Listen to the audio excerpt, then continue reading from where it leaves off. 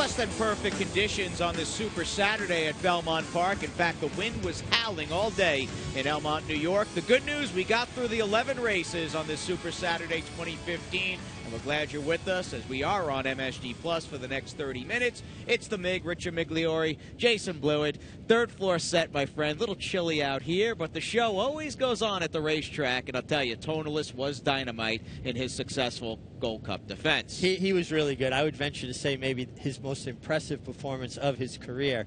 And I just have to state, though, I am completely envious of the scarf. Not only does it look stylish, I know you're warm. I'm very warm, 100% cashmere, too, my friend. Got it on sale after last winter. Now, the day began for most of us, certainly coming to Belmont Park early today, but I was happy to see American Pharoah's name hit the work tab and social media earlier today. Jay Priven, in fact, writing on DRF.com about the breeze, a snappy 5/8 and 59 and change out at Santa Anita. Yeah, and it sounds like coming from Bob Baffert, he's going to stay out there and train up to the Breeders' Cup in Southern California.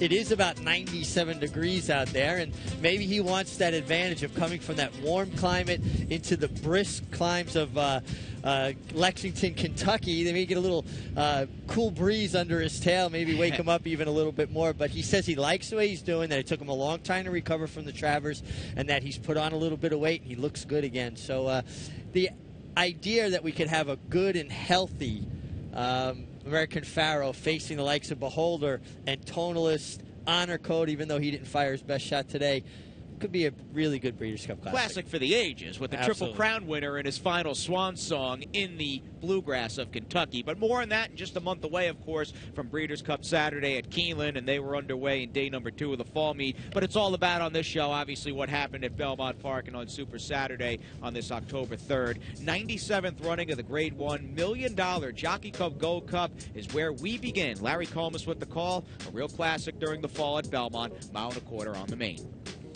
Jockey Club Gold Cup, and Constitution comes out running.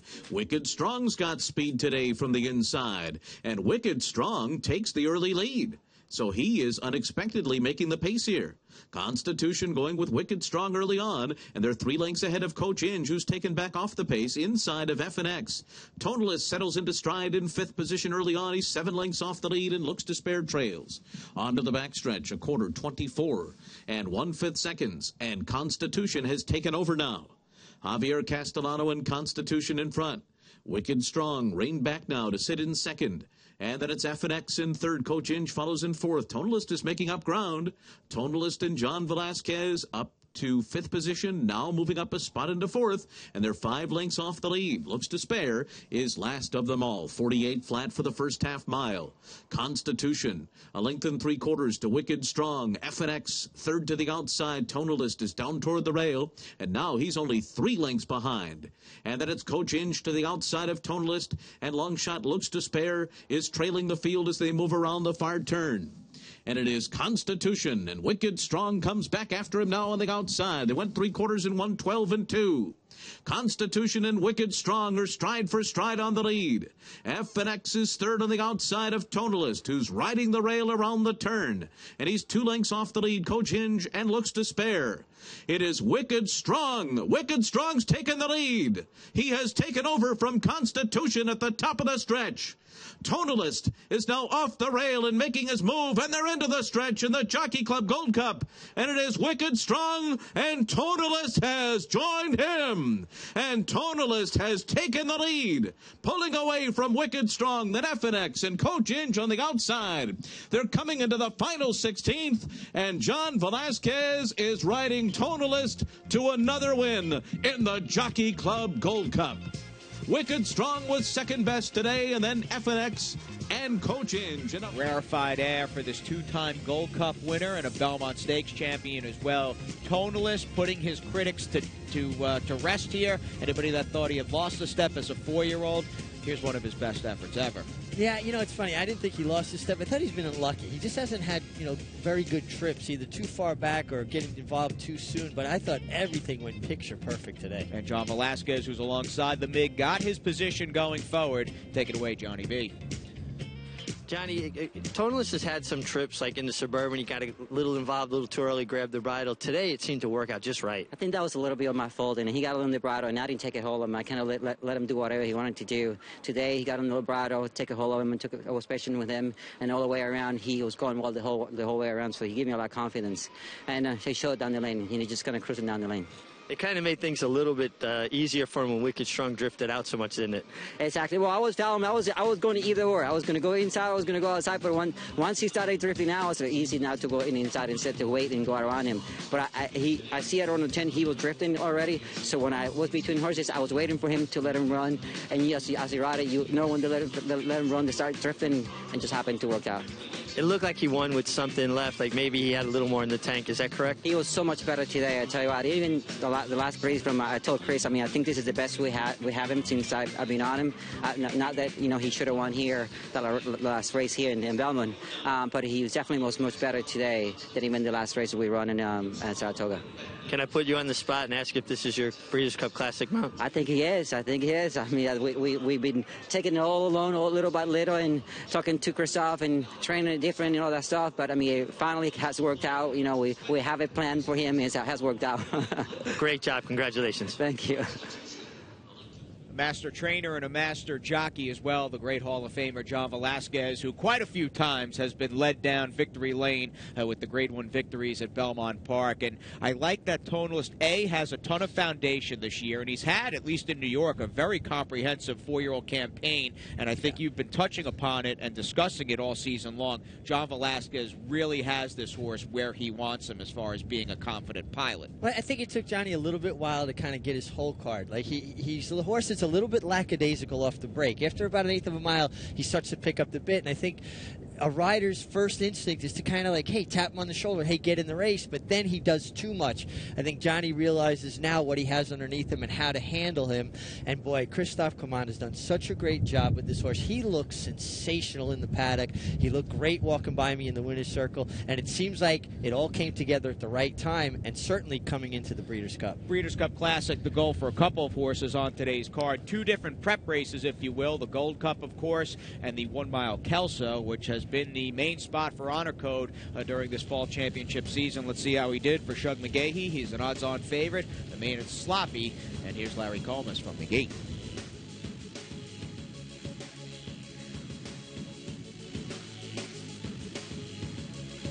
They're off in the Kelso. Scarly Charlie and Tamarcuz had good starts. An appealing tail now comes through on the inside of them. These three out for the lead together. And then it's My Loot, Matterhorn, Red Vine, and Honor Code is down on the inside. Only 5 lengths off the lead as the Californian Appealing Tail takes charge early here. Joe Talamo and Appealing Tail will set the pace in the Kelso. Scarly Charlie is 2 lengths behind after a 23 and 2 opening quarter miles, so the pace is not all that fast. Tamarcuz is right alongside of Scarly Charlie. My Loot up close to the pace today in 4th, 4.5 lengths off the lead. After that comes Red Vine. Honor Code is down on the inside. He is 8 lengths behind the front runner. And the trailer is Matterhorn. There's a half mile to go. An Appealing Tail runs a half in 46 1/5 seconds. Scarly Charlie's a length behind, running in second. Tamarcuz is third to the outside. Break of another 3 to My Loot. Honor Code now being motivated by Javier Castellano. He wants more from him now. And Honor Code is still about 7 lengths behind as the field makes their way to the top of the stretch. Appealing Tail in front. Tamarcuz comes after him, and then it's Scarly Charlie. Red Vine to the inside. My Loot is closing in, and Honor Code has a lot of work to do, and he's in the center of the racetrack. Joe Talamo getting more from Appealing Tail with a furlong to run. He digs in with a 3-length lead. Tamarcuz is next. Red Vine is closed up into second. Honor Code is on the far outside, but Appealing Tail goes all the way in the Kelso. Red Vine was second. Honor Code ended up third. Good placement by Peter Miller, the West Coast-based trainer for owner Gary Barber. No Santa Anita Sprint Championship. They'll run that later today. They found the right field and the right circumstance. I think a perfect storm for Appealing Tail. Absolutely. He's 2 for 2 now on off tracks. He didn't break very well from the rail, but when he made the lead, you knew he was going to be tough, and those are pretty moderate fractions for a horse that has an abundance of speed. No kidding. Joe Talamo, chilly. He's got the gloves on. I'm sure a few layers underneath those hot pink silks. And here he is with the MIG. Joe, he made a pretty easy lead. He didn't break great from the rail, but boy, he made it the right way, didn't he? He really did. And I tell you, such a classy horse. Every time I've ridden him, I really just stay out of his way, Rich. I just give him his head, and he kind of sets his own fractions. He's a horse, once he gets to the lead, he'll really idle for you. He doesn't just take the bit and go. And man, around the whole turn, he took about 2 or 3 deep breaths. I was pretty confident then. Any concern that Honor Code would be looming on the outside? Oh, absolutely. And that's why turning for home, I kind of went to separate myself a little bit, and hopefully that he would kick away, just because I knew not only him but the other horses would be running as well. But, I mean, that was a tremendous performance today. Appealing Tales 1 for 1 in the mud. The last time you were sighted in these parts, you won the Wood Memorial in the mud on I Want Revenge. Did you just wait till rainy, cold days to come to New York? Absolutely. It was 90 degrees in California when I left, so I love when it's 50 and raining here. But I've been very fortunate, been very lucky in New York, obviously, with I Want Revenge and Appealing Tales, so it's happy to be here. I saw you were talking to Peter Miller on the phone. Is the plan now to go to the Mile Breeders' Cup? Absolutely. I think he's a true 7/8 to a one-turn mile horse like you saw today, because every one of his races, he ran so good in the San Diego, down in Delmar. It was unfortunate to get beat ahead by Catch a Flight, but then he backed up to 7/8 in a Pat O'Brien. Just ran a race kind of like today. But today was just incredible the way he won. Well, now you can go catch a flight and get back to sunny California. Absolutely. Thank you.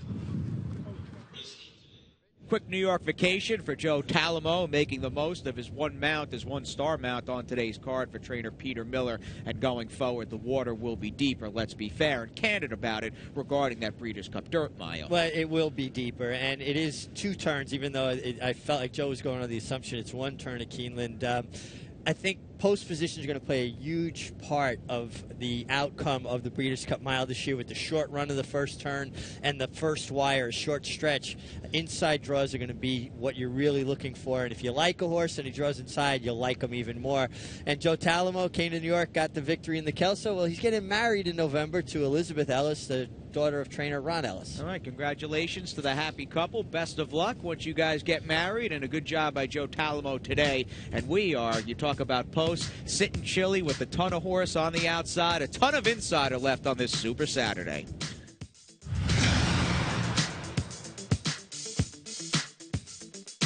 The new Parks Fall Festival will double purses for each of its 32 live racing days. What an opportunity for Pennsylvania breds. In an open maiden special, PA breds will run for over $100,000. So be there at Parks in the fall. Hello, I'm Brian Sanfratello. Last year, we paid $33 million to PA breds in the form of breeder awards, owner bonuses, and restricted race purses. Our Equine Coalition Group is united in the pursuit of making sure that we receive every dollar we deserve. And that's why our Racehorse Development Fund has been constant in the past 4 years. Please go to our website at www.pabred.com or give me a call at 610-444-1050.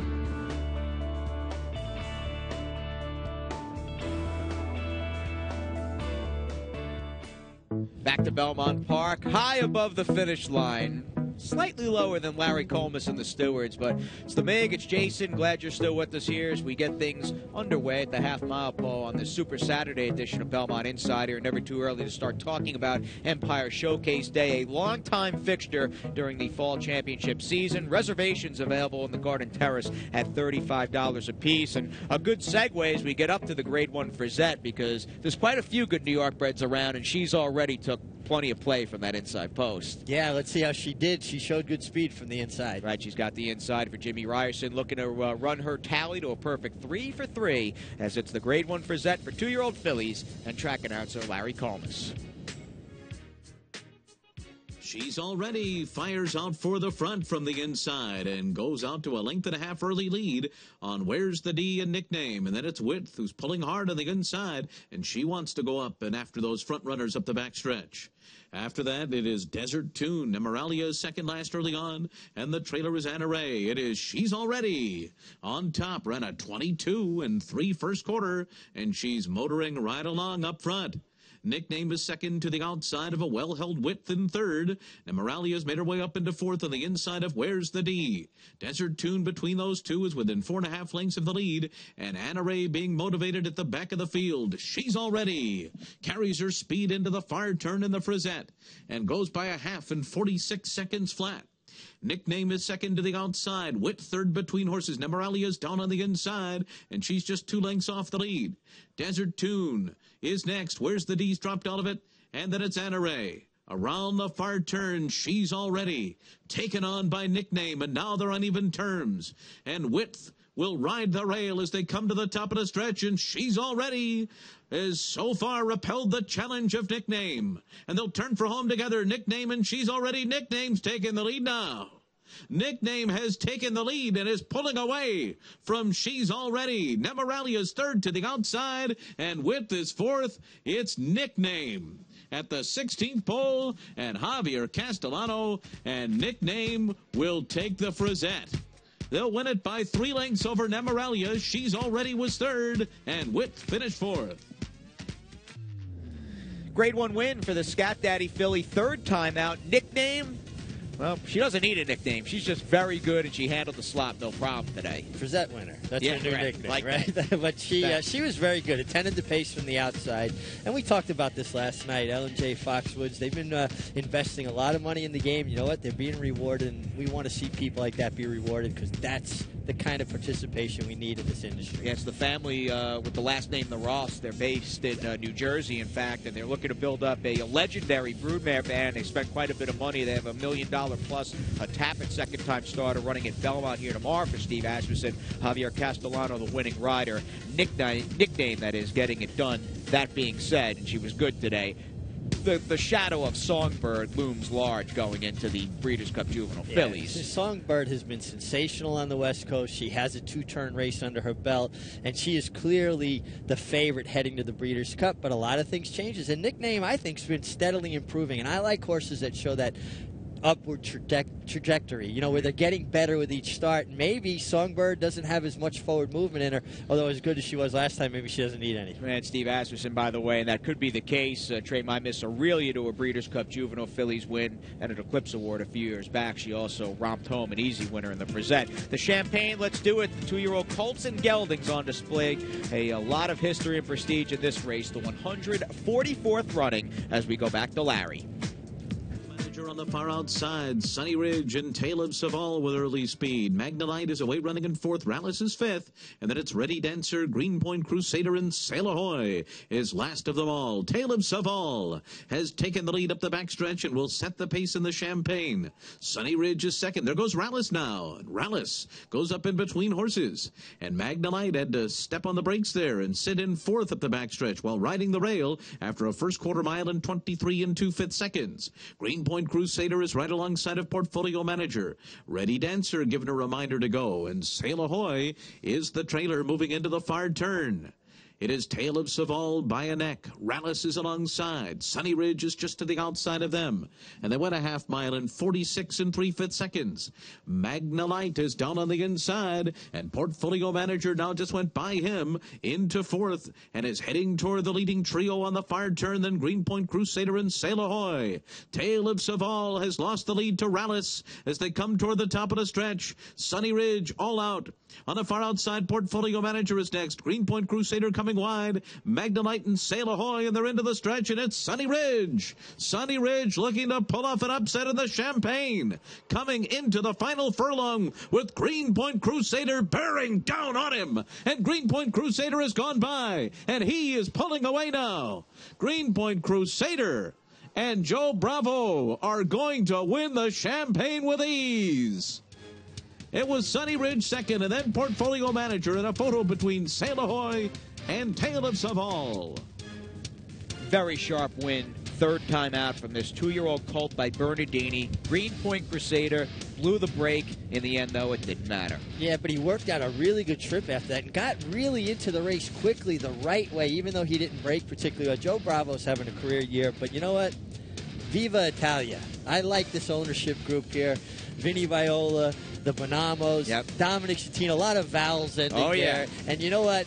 I think this is a really good horse that's been crying out to go long, and now he's got more distance, and I think he's serious contender heading to the Breeders' Cup. And the winning connections excitement, and it was a big triumphant group when Greenpoint Crusader got back to the winner's circle. It was infectious. They were loud. They were happy. They got the big Champagne trophy. And I will say, for a fine wine, a real Picasso regarding the mare, Ava knows the code. A daughter crypto clearance. She's an older kind of mare. Justin Phillip, algorithms, keyed entry, and now you can add Greed Point Crusader to the family. Well, I always believe that the female side of the family is much more important. All you have to do is look at my children to know that's true. All right, well said. On that note, we'll take a quick time out on the show. There's plenty more MIG coming your way on this Super Saturday and a boggy turf course as well.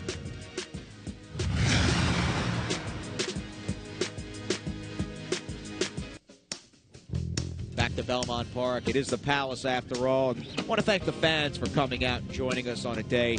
The conditions were tough, but the place was decently packed, and the fans were betting with both fists as we go back to race number 6, the Grade 1 Flower Bowl. Here's Larry. The chances and Regard Day at the back. Into the turn, and it is Danza Cavallo on top. 3/4 in 1:18 flat. Danza Cavallo, the leader by a length and a half to Distorted Beauty. Mutatus Mutandus is third to the inside. Then it's Stephanie's Kitten and Curvy taking the outside route here. Curvy's within 2 lengths of the lead. What's the chances in Regard Day next? And America's at the back of the field. Danza Cavallo making her way to the top of the stretch. She's been in front all the way so far in the Flower Bowl. And she turns for home in front. And on the outside, Stephanie's Kitten coming to take her on now. Mutatus Mutandus is down on the inside. Curvy with work to do in fourth. Stephanie's Kitten confronts Danza Cavallo. And these two come by the 16th pole together. Stephanie's Kitten in front. Danza Cavallo battling her. But Stephanie's Kitten's got it. And Stephanie's Kitten has won the Flower Bowl. And then it was Danza Cavallo, Mutatus Mutandus, and one.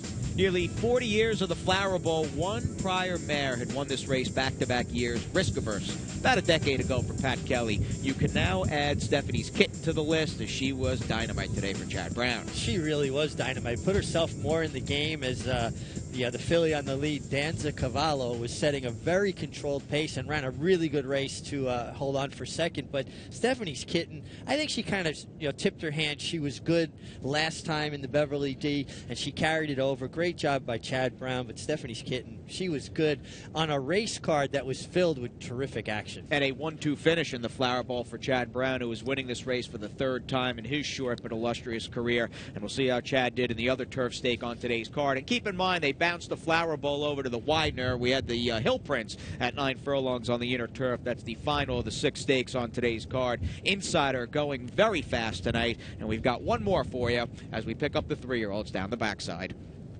And it's Money Multiplier, who's surrounded by Great Dancer on the inside and World Approval on the outside, and Tale of Life biding time at the back, 9 lengths off the lead as they continue through a 50 and 4 half-mile and race for the far turn, where it is Vision Perfect and Winter Springs leading the way.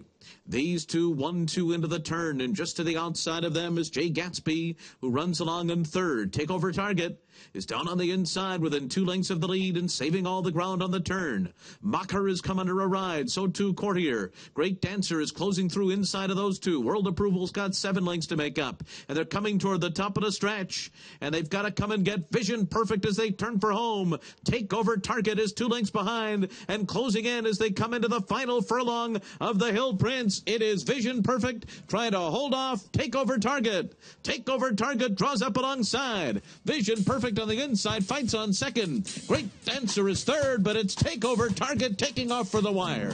Takeover Target and Jose Ortiz in the Hill Prince. And then it was Vision Perfect followed by... This was about as good a ride as a jockey could put forth on the turf. Jose Ortiz up on Takeover Target. Now, Takeover Target ridden in all his starts by his brother Irad, who jumped off to ride Tale of Life, who I thought would handle the heavy ground, never got involved. But he did everything picture perfect, and he needed to, because the horse on the lead could have, stolen away Vision Perfect under Eric Cancel, but he never let him get too far away and didn't use him too much where he was going to be ripe to be picked up. Absolutely perfect ride. And, what can you say? Chad Brown sweeps both turf stakes. I mean, it's kind of what we come to expect, isn't it? Oh, he is a master on the turf. Learned from one of the best in the great late Hall of Fame trainer, Bobby Franco, and Chad continues to plow up earnings and will likely find himself as a finalist for champion trainer once again, along with Todd Pletcher and Bob Baffert. And more on Chad's big Saturday, Super Saturday for Chad in just a second, as Irad Ortiz was the riding star on the afternoon, taking down a 4-bagger. He's grabbed control of this the Jockey race, and basically he's got it by the throat latch at this point. And Chad Brown walking away with a hat trick, both turf stakes, as Big just pointed out. He also took the off-the-turf nightcap on today's card, a second-time starting colt 2-year-old by Sydney's Candy, who looked pretty good. And we have a couple of claims, in fact, 3 of them. Race number 3, a trio. Son of a General, looking cool, good time had by all, and that may sum up the show tonight as we send it over to Andy and Maggie with Sunday's plays. Thanks a lot, guys. Well, probably won't be on the turf on Sunday's card given the weather, but I'll stick to a race that's scheduled for the dirt anyway, and that's the 8th race, where the horse in the rail, True Romance, is dangerous coming off a layoff, and obviously Close Fall Off, who may be the favorite, is tough after getting in trouble in the priors, but I'm going to go to the outside, as I think Equilateral is not only a talented horse, but is probably better off sprinting. I like the turn back from 1 mile and 1/8. I think Equilateral can get the right trip in the 8th race on Sunday and get the job done at what should be a square price. All right, guys, we'll try to close out this week with a winning Paddock Insider pick, as I'll take a look at race number 4 on the Sunday card. It's a maiden special weight for the 2-year-old fillies. This race actually split, and we'll see the other division a bit later on in the card, but I'm going to go to the outside with the second-time starter out of the Belmont barn in Invite in here, who is a very big, lumbering type of 2-year-old filly. I mean, you can even see it when you watch a replay back. Also, if you watch that replay, it couldn't keep up with the 22 and change fractions. She's just not that type of filly in that 6 furlong contest. And she made a mild rally in the stretch and had a decent gallop out. She's just screaming to me that she wants more distance, that she'll get it tomorrow going the mile. And while Bill doesn't have astronomical numbers with this kind of move, he is hitting at about a solid 20% with his second-time starting 2-year-old stretching out from sprints to routes. So that's why I like Invite. And you know, relative to the other horses in here, I think she's the one that's going to benefit most from the mile distance. And that's tomorrow's Paddock Insider. Now, guys, back to you. And off that, we invite you to the Sunday edition of Belmont Insider, 7 p.m. right here on MSG+. Congratulations to Tonalist, dazzling in his repeat Jockey Club Gold Cup victory. And the big and I'll see you tomorrow night right here on MSG+.